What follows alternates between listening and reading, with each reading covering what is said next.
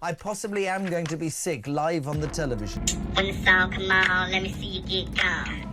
Baby mama, this shot's all been... Meghan Markle has posted a cringy video of her and Prince Harry dancing in a hospital. It was supposed to be a sweet, lighthearted throwback, a little peek behind the curtain of Meghan Markle's life as a mother.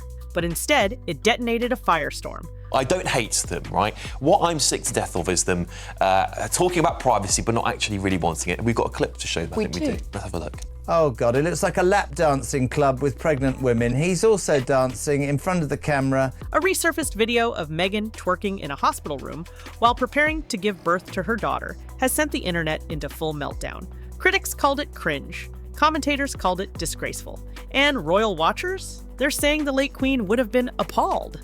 I don't think I've ever twerked in my life. You mate. must have. Really? I genuinely mean that. If there's any footage that ever comes out of me twerking, I'll pay for all your pints one night. How about that? Social media didn't just react, it erupted, with hundreds of thousands of comments pouring in within hours.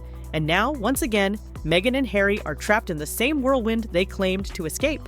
And she's put this on social media. The woman is that's getting worse now. She looks like she's performing. So how did a silly moment meant to show joy turn into one of the most vicious public backlashes Meghan's faced in years? Let's break down the chaos. This is the exact same time they were calling for privacy. It's the exact same time saying we don't want any more media attention on us. We're sick to death. But now times have changed, haven't they? The contradiction, and the real reason this video struck such a nerve, because what's playing out now is way bigger than just a dance. It began with a casual scroll. One moment, Meghan's fans were coasting through their feeds, and the next, they stumbled on a video of the Duchess of Sussex dancing, laughing, and swaying her hips beside a hospital bed. Well, and look, JK, Oh my the God. lyrics are prego, but I'm still doing moves like Beyonce. Yeah, I said I'm pregnant. Get the child support and pay my rent. Your opinion is irrelevant because I'm a baby mama. I can do what I wanna. That is the song she's dancing to. The room was softly lit, clearly prepared for delivery, and Harry stood in the background smiling like a proud dad. The moment, twerking in a birth suite. With pop music playing faintly in the background and Meghan moving with confidence, this wasn't a leaked clip, it was shared by Meghan herself. I think they're having a reset. They think they're having a popularity turn in their favour. The problem is the rest of the world doesn't agree. And while her loyal supporters instantly flooded the post with hearts and praise, the larger internet didn't hold back. Within minutes, the headline spun into something far more sinister. Did she really just twerk while giving birth? One read. Another said, trailer park energy from a former duchess. Is she ever going to get to the point where she literally looks in the mirror and goes, nobody's interested in my jam or my life, nobody likes me, shut the hell up? The tone turned brutal, fast. And as usual, Meghan found herself right at the center of a digital inferno, where no move goes unnoticed and no action is ever just innocent fun. Here's where it got messy, because while some fans defended the video as joyful and real, others weren't buying it. It's like vulgar and gross. And I don't find it funny. I don't like the music. One commentator even suggested the video would have horrified Queen Elizabeth, claiming it disrespected the dignity of the crown. Prince Harry is a prince of the realm. You imagine the centuries of history and tradition in this country, the respectful organisations that he was or is an ambassador of, the military, and you're behaving like that and happy to release it in public. I mean, it's just so demeaning. But this wasn't about royal protocol, it was about optics. Meghan had spent years telling the world she wanted privacy, that she was done being public property, and yet here she was inviting millions into the most intimate moment of her life. Look, these two talk about privacy, and one of the most private moments I of couldn't their agree lives. more. That's what I was saying to Bev earlier. Just before you're going to give Just before birth. they give birth to their little baby girl, they're sharing those images to promote brand Meghan. And this is a woman, Jonathan, who's always going on about the press invading her privacy. She's invaded her own privacy. It wasn't just a dance, it was a contradiction. Viewers were left confused, asking the same question, is Meghan a private citizen or a public brand? The backlash quickly divided into camps, those who called it empowering and human, and those who saw it as calculated, curated chaos. But everyone seemed to agree on one thing. Meghan knew exactly what she was doing.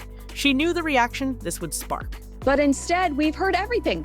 Every grievance, every private conversation, every subtle slight turned into a headline, from Oprah to Spotify to Netflix, to staged whispers in People magazine. It's been non-stop. And in an era where attention equals currency, maybe that was the whole point.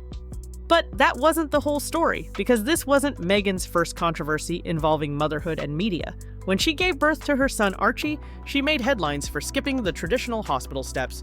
On your terms, if we accept your framing that she's doing this retention, well, why do you keep giving it to her then? If all she wants is for people on television to talk about her and to drive clicks to her social media, then you are doing exactly what she wants. The best thing you could possibly do is to ignore her and not give her the publicity she craves. If this is your framing. No photos, no interviews, no press frenzy. Critics called her ungrateful.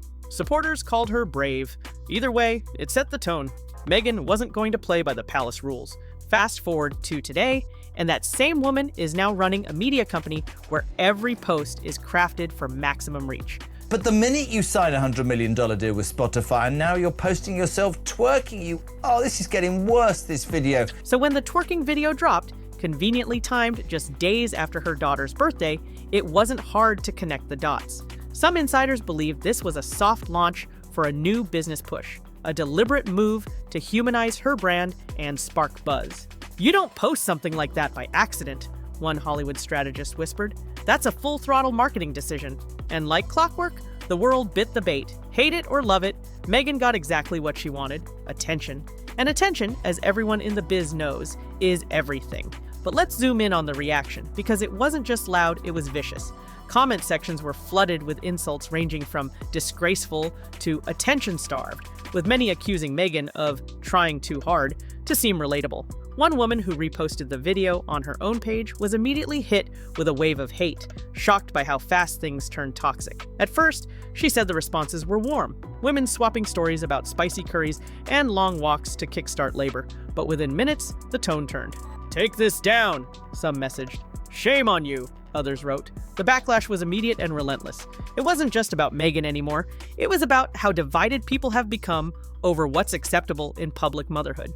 The conversation had spiraled beyond twerking. It became a battle over control, respectability, and the blurred line between real life and brand performance. And in that battlefield, Meghan wasn't just the star. She was the target. Here's where it gets even more complicated. Meghan has spent the last year positioning herself as a female founder, a storyteller, a voice for women. Her new brand, American Riviera Orchard, is all about authenticity, nostalgia, and femininity. So when she posted that video, it didn't just land in a vacuum, it landed in the middle of a rebrand. And that's where people felt duped. How can someone selling vulnerability also be curating every moment like a campaign rollout? One critic posted. And yet, the paradox worked. Within 24 hours, Meghan's brand saw a spike in mentions across all platforms. Journalists covered it, influencers debated it. Even talk shows couldn't resist weighing in. And if you've worked in media, you know the truth. Nothing sells like controversy. Some PR insiders believe Meghan's team knew the backlash would come and welcomed it. After all, this isn't just a mom dancing in a delivery room. This is a global figure executing a playbook that has worked time and time again: stir outrage, dominate headlines, and ride the wave all the way to brand visibility. But even as her brand metrics soared, another storm brewed, because people started questioning not just the video, but the double standard behind it.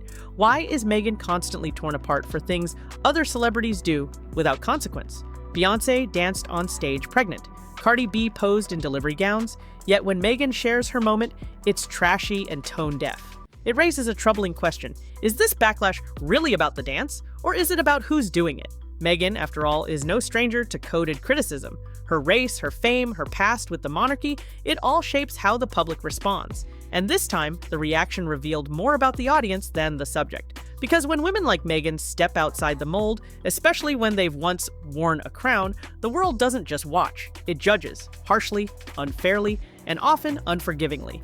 So while people laugh or rage over a 30-second video, they miss the real story: how one woman's every move becomes a mirror for society's ugliest double standards.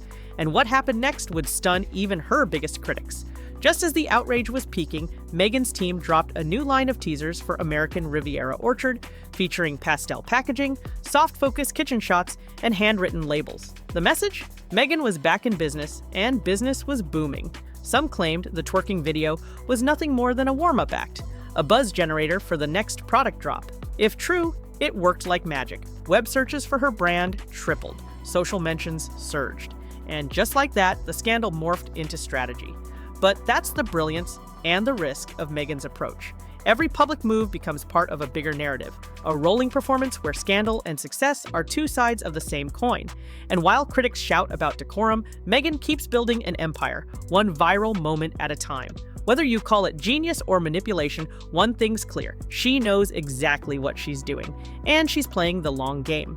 Meghan Markle's twerking video wasn't just a clip, it was a catalyst. It cracked open the illusion of privacy, challenged expectations of motherhood, and turned a birthday throwback into a global debate. Love her or loathe her, you cannot ignore her. She's made sure of that. And as the headlines fade and the comments cool, what's left is the same question we always end up asking. Who is Meghan Markle, really? A rebel? A strategist? Or just a woman trying to live her life under the weight of the world's obsession? Whatever the truth is, she's not backing down. She's posting, she's dancing, she's building, and if that means turning Backlash into branding fuel, so be it. Because Meghan didn't just survive the storm, she turned it into content. Drop a comment if you're ready to hear the full truth, and make sure you're subscribed, because if history tells us anything, this won't be the last headline Meghan Markle owns.